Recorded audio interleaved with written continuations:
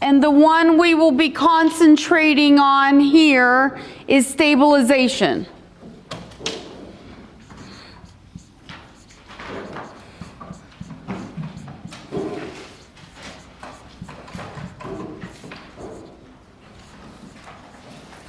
Okay? So we talked briefly about stabilization yesterday, right? And what are some of the things that we can do to help stabilize people? Anybody remember? Where's our microphones?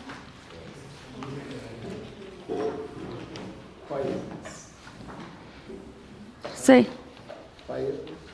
So we can be present with people and help them have some peace. Okay? Be present with them. Okay. What else can we do to stabilize?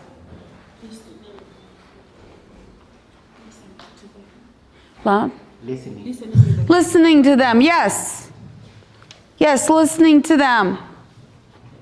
What did God do?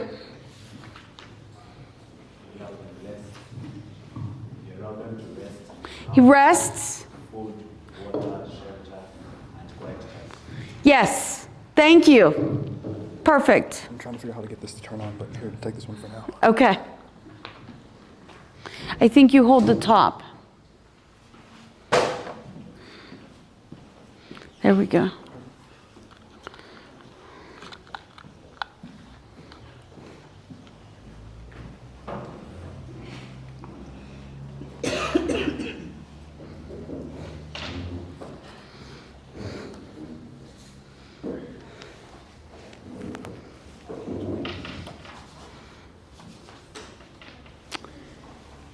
So we also talked about reducing anxiety, did we not?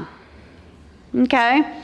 So when we stabilize our emotions, when we're safe, when we have those coping skills in place, okay, then we can begin to do the work. And this is the trauma work. Okay. This should only be done by a trained professional. That should only be done by a trained professional. Okay? That's why we're focusing on the stabilization phase. As a person does the trauma work, they're going to go back and forth. They're going to feel unsafe. There's going to be things that come up. Emotions. Because they're delving into all the things that happened to them. Does that make sense? So they're going to go back and forth. So if you know somebody is doing that work, you are going to walk with them when they're feeling unsafe to help them stabilize again. That's kind of your role.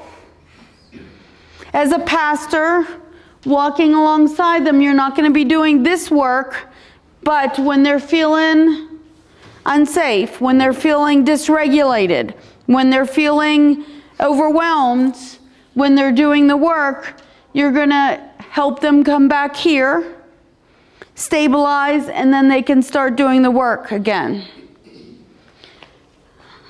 The third phase is reintegration.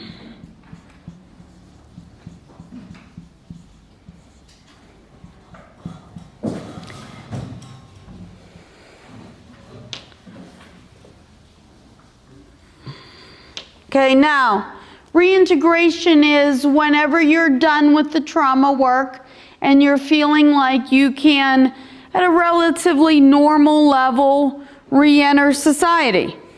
Okay, where you're not being triggered, you're not having panic attacks, you're not hypervigilant, those types of things.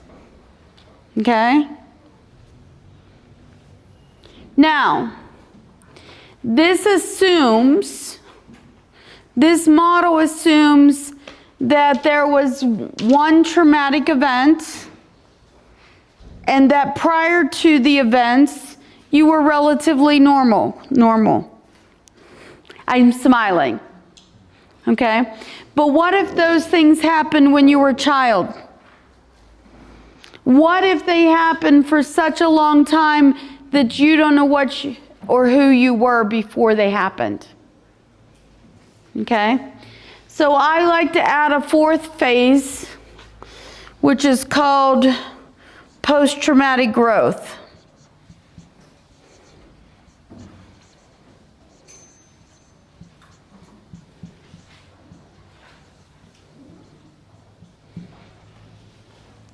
And why I liked to add that phase is it gives clients hope. Okay? You can be a better version than you ever were before. You are more insightful. You know yourself better. You don't react the same way.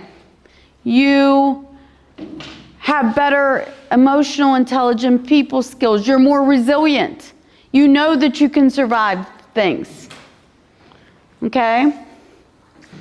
So I like to, and I believe this is biblical, because iron sharpens iron, does it not? Okay? In that when we go through something that's traumatic and we come out and we're resilient and God helps us persevere and get through it, we've grown. We've grown. Okay? And so I like the fourth phase. Okay, now I'm going to say something that seems contradictory to all of this. Okay. Who has been injured and has a scar? Or had surgery and has a scar? Okay. When I usually ask my clients this at the prison, it's usually a gunshot wound. Okay. And I'll ask them, you know, if the weather's chilly, does it hurt? You know, when you get old, things hurt when it's chilly or it's damp. Okay? And they'll say, yeah. Yeah.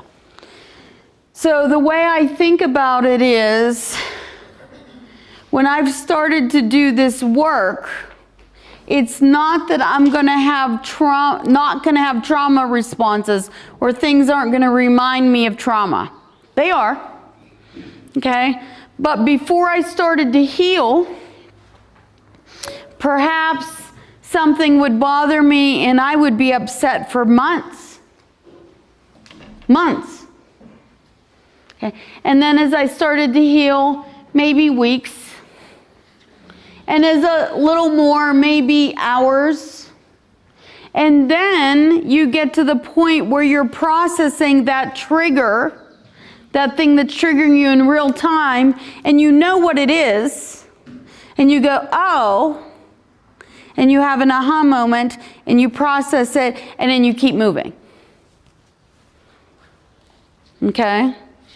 Now, what that means is, just like that scar, it's still there. Doesn't go away. Heals over. Okay? But it doesn't impact you on a day-to-day basis. You just feel a little twinge of it once in a while. Does that make sense? Yes.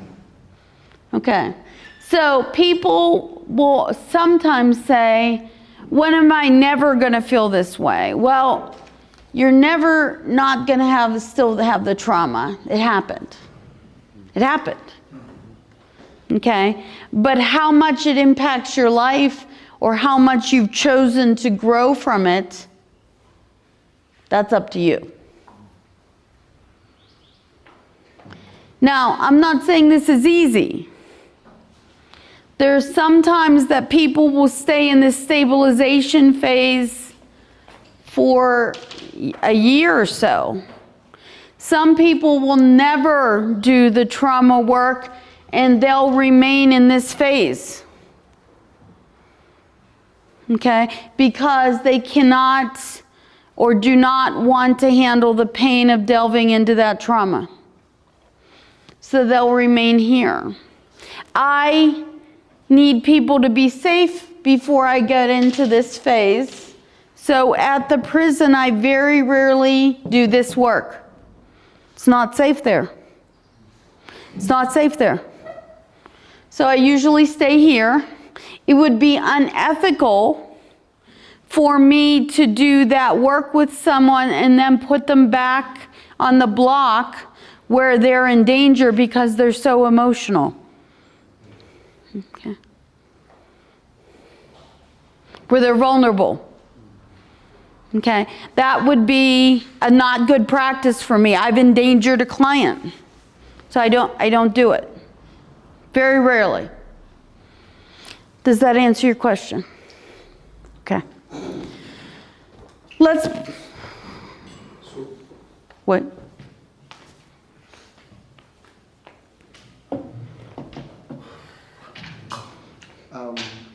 So you, after sterilization, do you observe by yourself, or the client will confirm that he's ready for you to deal with the trauma work? They will start. What often happens is they will start with the trauma work and it will feel overwhelming. It will feel overwhelming. And their symptoms will increase again. And then they'll go back and stabilize. They may even leave therapy for a week or two because it's painful. Okay?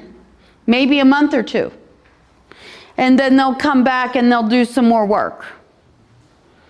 Okay? So what I see is delving in, stabilize, delving in, stabilize, delving in, stabilize, this back and forth because it's hard.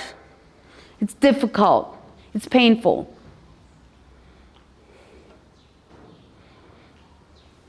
Does that answer your question? Are there moments?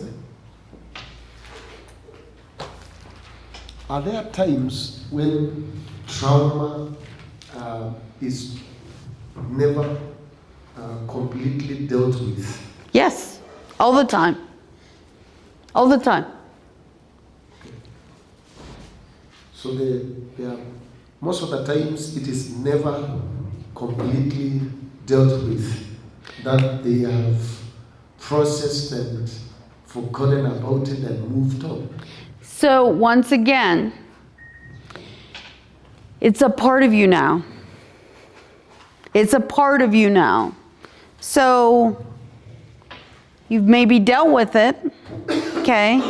You process triggers when they come up in real time, okay? But there's never, very rarely, completely, I've moved on, I've forgotten about it. It's part of who you are. Just like childhood memories, just like having children, it's a part of who we are. It's part of our makeup now. Okay? That doesn't mean we can't grow from it. Okay? It doesn't mean that we can't be stronger from it, more resilient. Okay? But to say that the trauma disappears,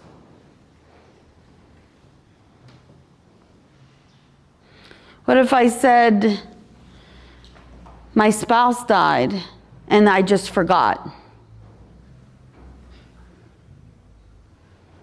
That's not likely to happen, is it? No. No. Does that make sense? So a lot of times we want it to disappear. We want to sort of, and a lot of people who experience trauma want to pretend it didn't happen.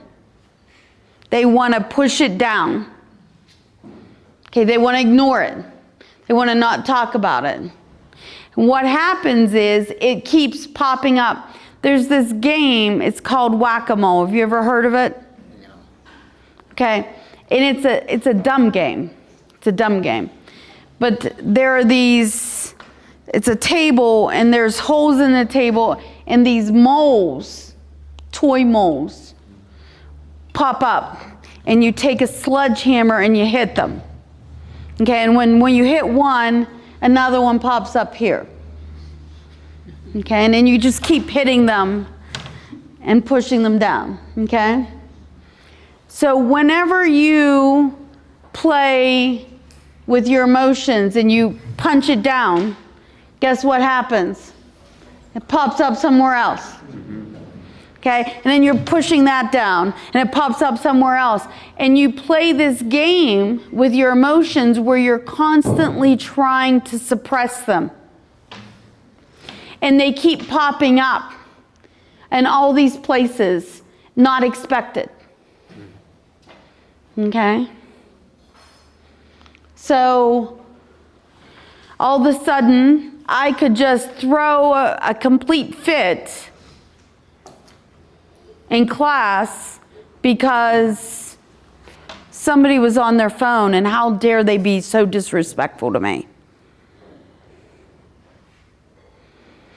Uncalled for. Okay? But if I didn't deal with my emotions, okay, that could be the case. We mentioned breathing too loud or chewing too loud. Right? Okay. There are a myriad of other things that when we're playing, and it's a funny example, but it's true.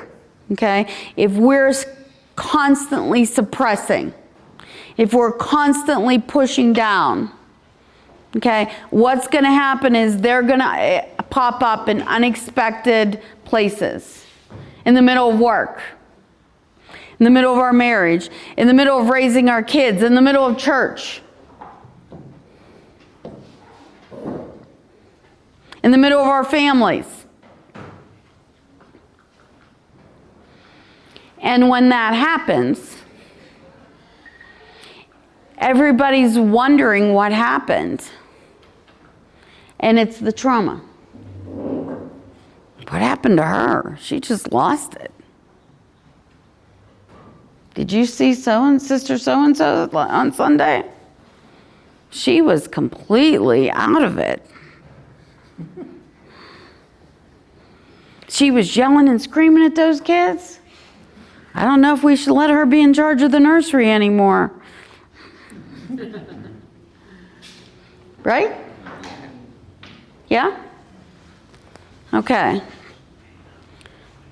Should we get started now? This is a vicious circle. It never ends. No, that's not what I said. It's not what I said. It pops up, goes down. If we don't deal with it, so these are the stages. Okay? So we can get to this point, but we have to do the work. If we don't do the work, then it's going to be the cycle. Okay? So, even here though, okay, you're going to grow. You're going to be more mature. You're going to feel a twinge of it every once in a while. Okay? You're never going to forget it. Okay? But it's not going to be when you're even here or here where you're constantly trying to suppress.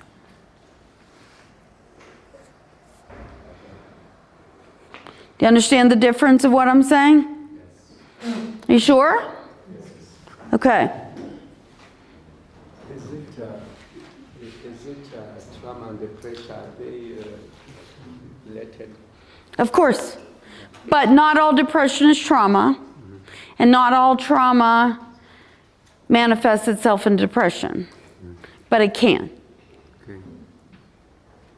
And that's why you'd leave the diagnosis to a professional.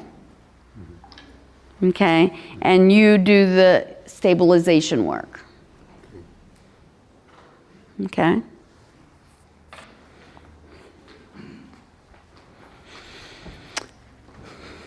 Day 2. Is everybody here? Day 2 morning reading packet?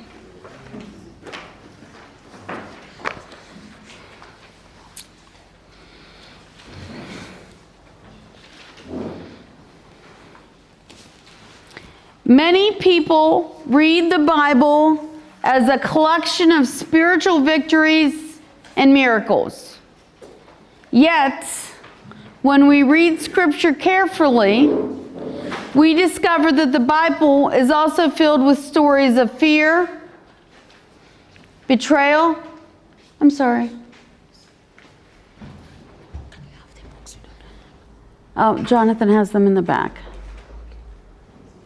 Dr. Watt, we have 2 students who don't have books. Can you please give them to them? Maybe we have 3.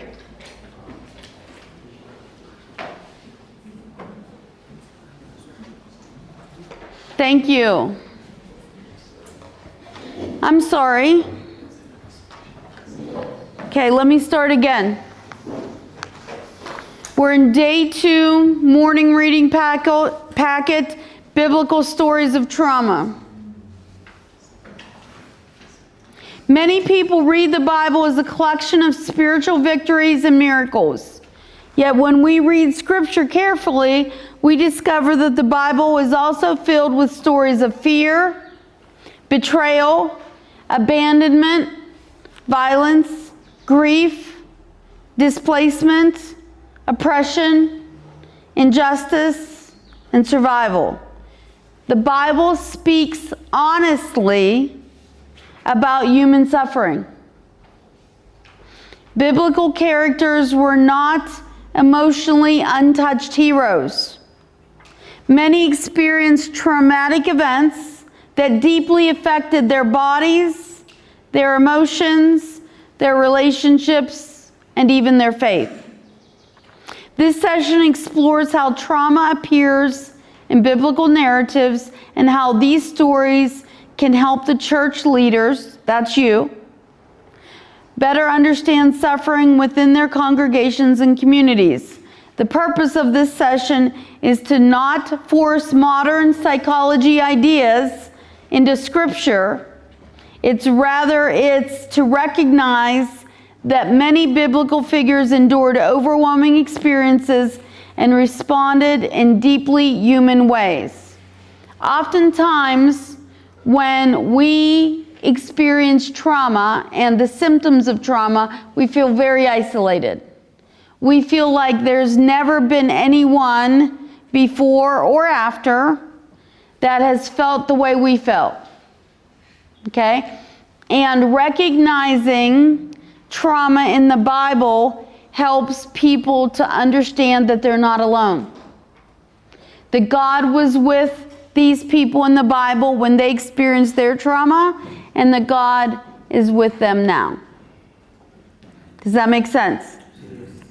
Okay? Trauma and survival in the Scripture. Trauma is not a modern problem. It's just a modern label. Do you want me to say that again? Yes. Trauma is not a modern problem. It's a modern label. It's a modern identification of something that's been going on since biblical times. Throughout the Bible, people experienced war, slavery, exile, abuse, famine, betrayal, political oppression, abandonment, and loss. Many biblical stories are survival stories. The Bible often shows people fleeing in danger, crying out to God, grieving deeply, struggling emotionally, and searching for hope. Understanding this helps pastors read Scripture with greater compassion and honesty. Part 2, let's talk about Esther's fear and vulnerability.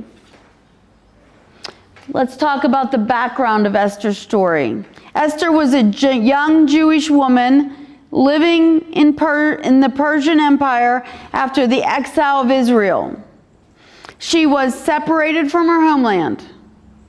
She was living under a foreign political power. It doesn't say it here, but she was orphaned and adopted by her uncle. She was forced to deny her heritage as Hadassah and adopt the name Esther.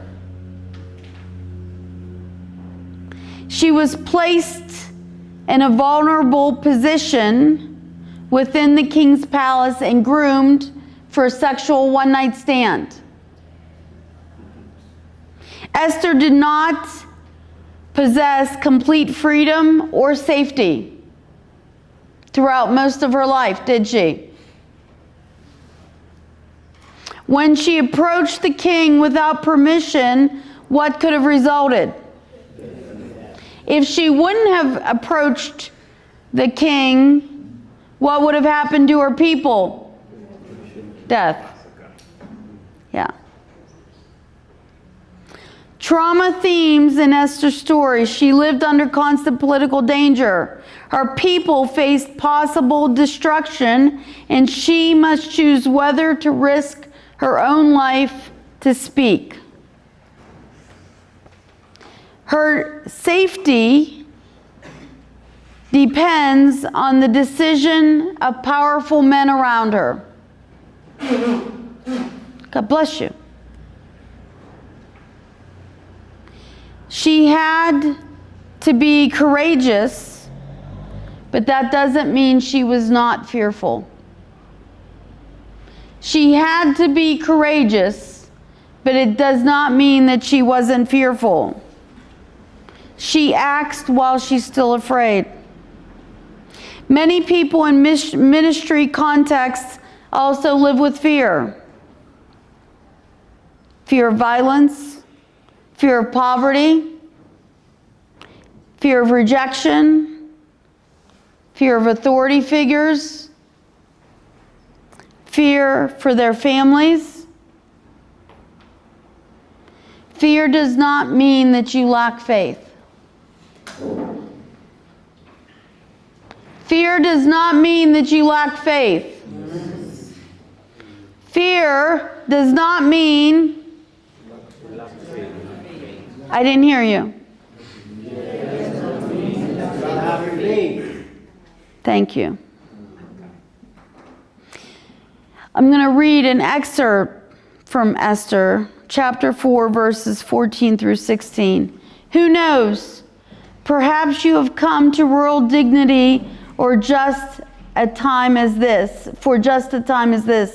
Then Esther said to reply to Mordecai, go, gather all the Jews to be found in Susa and hold a fast on my behalf.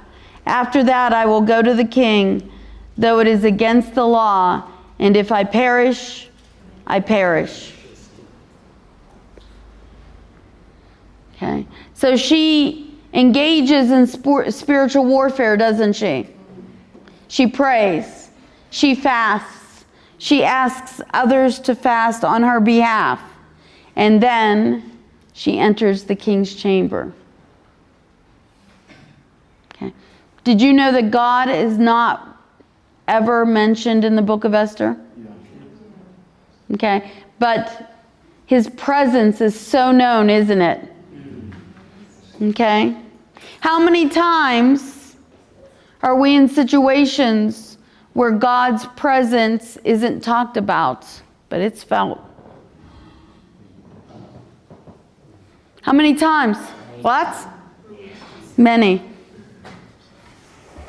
Let's talk about Hagar's story. She's abandoned and isolated. Do you need a book, ma'am? Okay. Hagar was an enslaved Egyptian woman serving Sarah and Abraham. She experienced exploitation, mistreatment, displacement, rejection, and abandonment. Hagar had little power or protection. Her body and her future were controlled by others. She tries to flee into the wilderness alone. God sees her. God sees her. One of the most important moments in this story occurs when Hagar encounters God in the wilderness, and she says, "You are the God who sees me. You are the God who sees me." This is powerful for trauma survivors. Trauma often makes people feel invisible, forgotten, abandoned, or worthless. Yet Scripture shows that God sees those whom society overlooks. God sees those whom society overlooks. Let's go back to Genesis now. Okay. Genesis chapter 16, verses 7 through 13. And the angel of the Lord found her by a spring of water in the wilderness.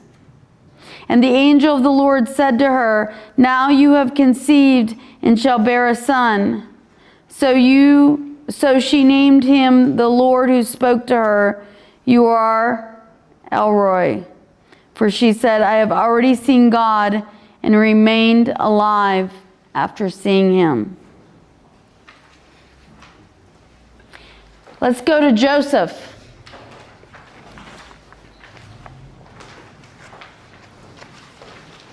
When my boys were little,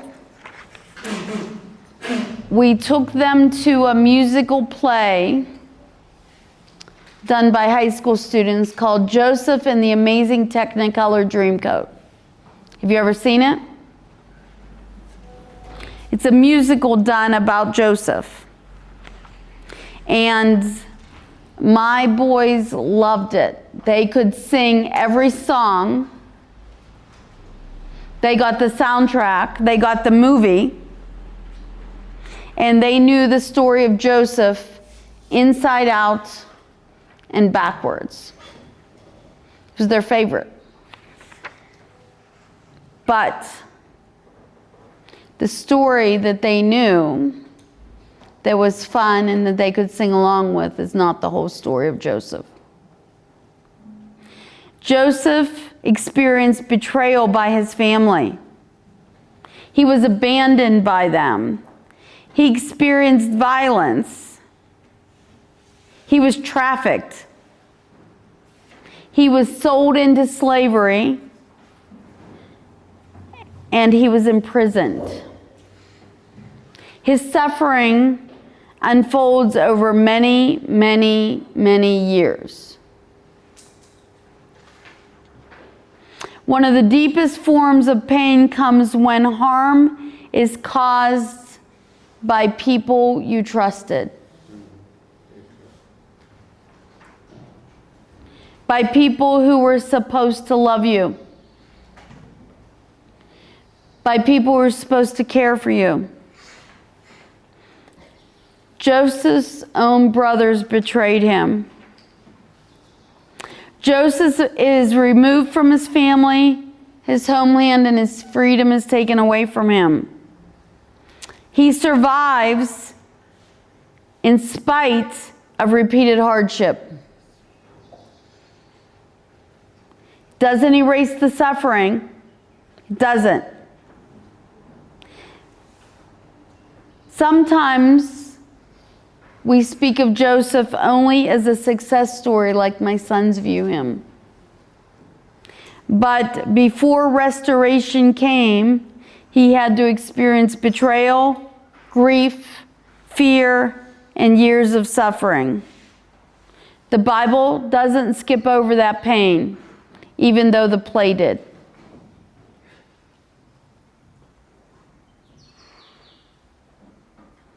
Genesis chapter 37, verses 23 through 28. They stripped him of his robe. Then they took him and threw him into a pit. Then they sat down to eat. They drew Joseph up, lifting him out of the pit, and sold him to the Ishmaelites.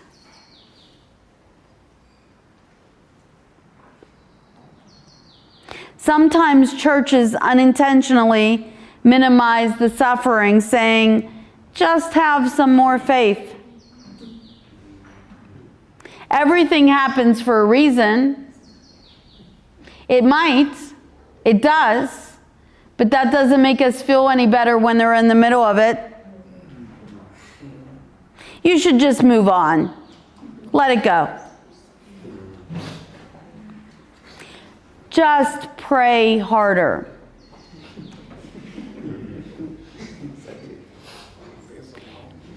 How many of us have said these phrases? Thank you for your honesty. You notice my hand was up too. Sometimes we have nothing else to offer other than to say that. Sit in silence. Sit with. Be present. We say things because we're uncomfortable in the silence. Yes. We're uncomfortable in the silence. So to ease our own discomfort, we say these things. Okay. Because we don't want to sit there with somebody crying. It's uncomfortable. It makes us feel bad. It hurts. We feel powerless. So we say something. I think even them, they expect us to say something. Because it is something that it's like we are used. So, do they expect it or do you expect it? Or do you expect that they expect it? Because you're the pastor. Because you're the pastor. Both of us. Okay. Okay. Those words gives hope to the one who has missed the hope. I'm going to make you guys talk louder. Please. Can we start with this one or the other one? This one, he's close. I'm saying those words gives hope to that one who is hopeless. You think so? Yeah, I think so. I don't think so. I think it makes us feel minimalized. I think it makes us feel trite. Okay? I've been praying. Nothing happened. I've been praying. And you're just telling me I'm not doing enough? Yeah, God is going to make a way. Just another time. Through that God will see you through. Nope.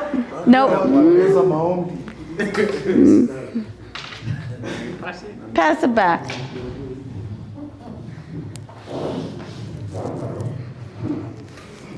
Sometimes it is so painful. My presence is good and is okay.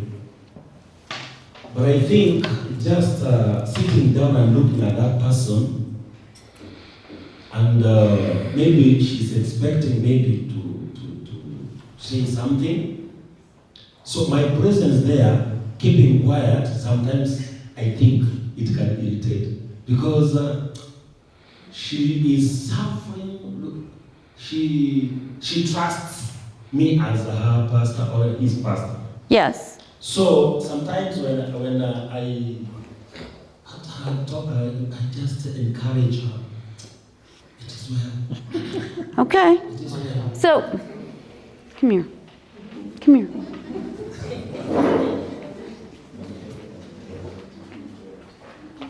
You sit here.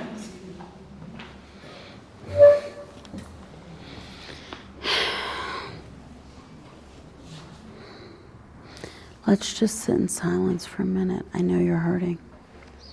Okay? Can we just sit in silent prayer for a minute?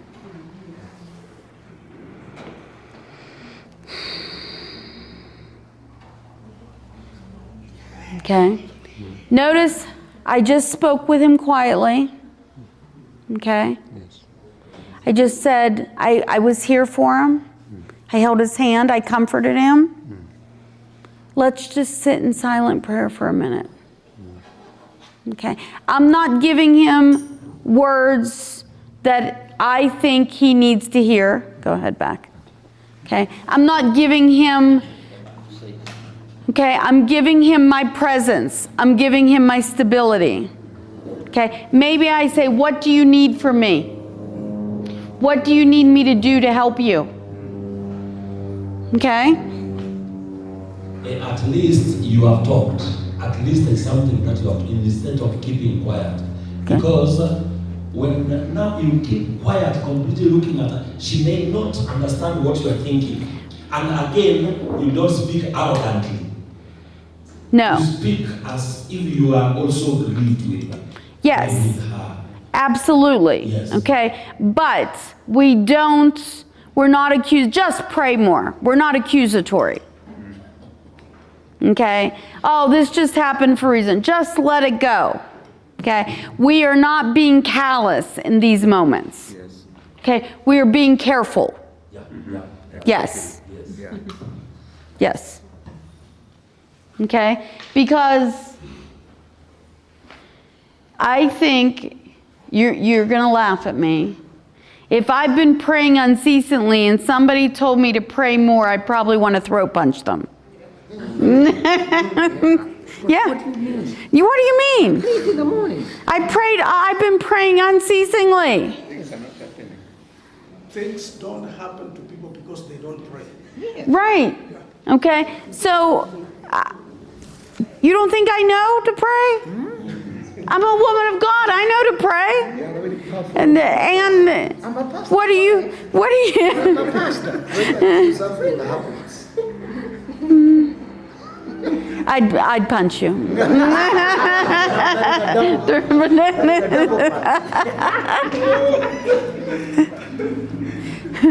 You would see the violence and the aggression from my trauma responses. But mostly silence will send an ambiguous message to the client.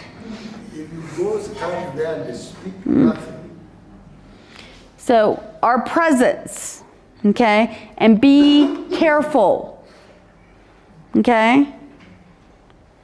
Maybe you read scripture to them.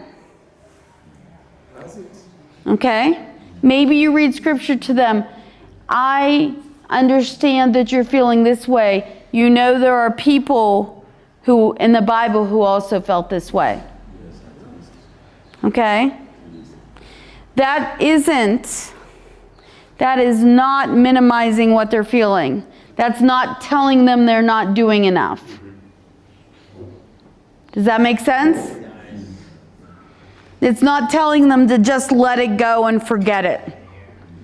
at least you have empathized. Scripture allows space for grief, fear, anger, confusion, lament, and even waiting. So this is where the challenge is, to know your scripture that helps people with those things. Okay? When we read through a trauma lens and not just a hero lens, not just a happy ending lens, okay, then we can use that scripture to support people through their trauma. Okay? Reading biblical suffering honestly helps pastors respond with compassion, avoid spiritual shame. We do not want that. And create safer ministry environments. Remember, we've been talking about creating safe spaces, right? Okay. Now, group work, your favorite part. Okay. With the new, we had 4 groups or 5 groups yesterday? 4. All of the new people that came in today can make group 5. Okay, and they can meet in the far back. Okay, so group 1, you're going to have question number 1. Which biblical story connected with you most deeply? Now, group number 2, what kinds of fear or vulnerability do people experience in your community? Well, you got a tough one. Group number 3, why is Hagar's story important to people who feel forgotten? Group number 4, how might betrayal affect someone emotionally or spiritually? And group number 5, that's my new group. Why is it important not to ignore suffering when teaching Scripture? Okay? Go ahead and separate into your groups.